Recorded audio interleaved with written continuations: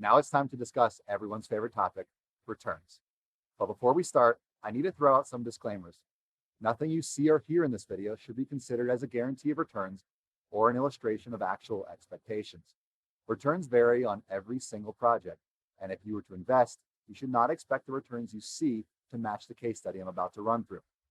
Now that we have that out of the way, let's think back to the video just before this on syndications. If you recall, most deals are typically split around 70-30, with 70% of the profits going to limited partners and 30% going to general partners, though this split can certainly shift a bit on certain deals. But in thinking about this, what if for the first year on a project, the property only returns a small 5%? That's not a lot, obviously. Are we really going to split 5% 70-30? The answer is no. And this is where the concept of a preferred return comes into play. Most opportunities offer around an 8% preferred return. This means that the general partners won't receive any profits until an 8% return for limited partners is met. So when passively investing, you should expect to receive 100% of the profits up to 8%, and then after that, everything is split 70-30.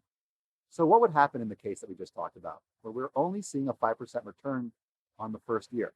Well, the preferred return now begins to accrue, and the remaining 3% that wasn't realized is rolled over to the following year.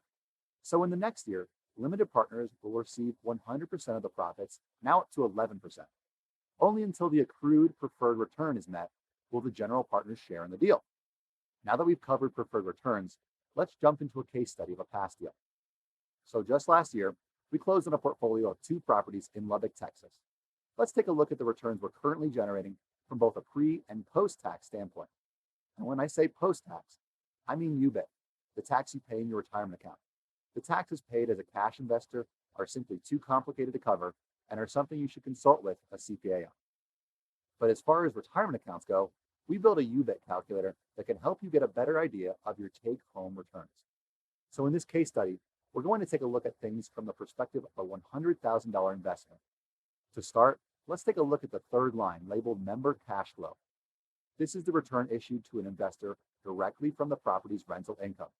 You can see that for the first 4 years, it slowly increases as the property begins to bring in more income and be run more efficiently.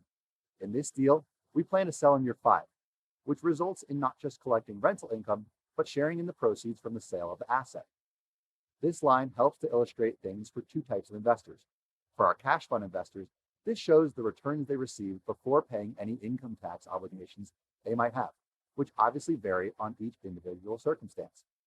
And for our solo 401k or EQRP investors, this same line showed them their total returns.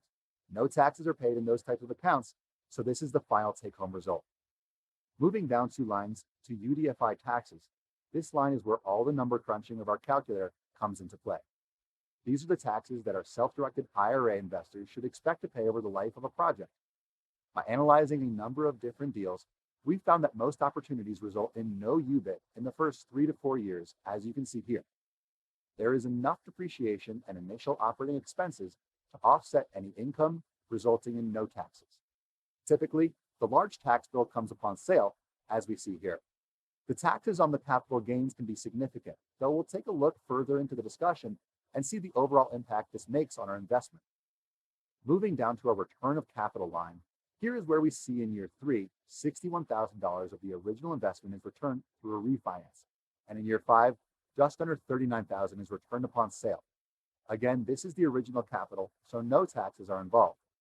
This is money that can be instantly reinvested into another deal. Keep that concept in mind, and we'll come back to it shortly. Let's head to the total return line, split up by pre and post UBIT. Again, the pre-UBIT line is for cash or solo 401k investors. The post-UBIT line is for self-directed IRA investors. As you can see, the tax itself is a sizable amount, which reduces our returns from $114,000 to $84,000. And while that's a large chunk, what does this mean on an annualized basis? Well, let's head to our annual returns to see. Pre-UBIT returns sit at 22.9% annually over the course of 5 years, while IRR, which takes into account the time value of money, is right at 21.5%.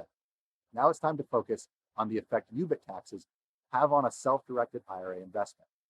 While taxes reduced annual returns by 6%, we are still realizing a return of 16.9%, which over the span of 5 years is still a great outcome.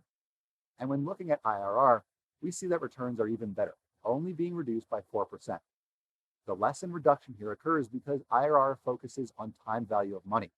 The return of capital in year 3 is completely unaffected by UBIT, meaning more capital is still back in the hands of an investor earlier, even with a self-directed IRA.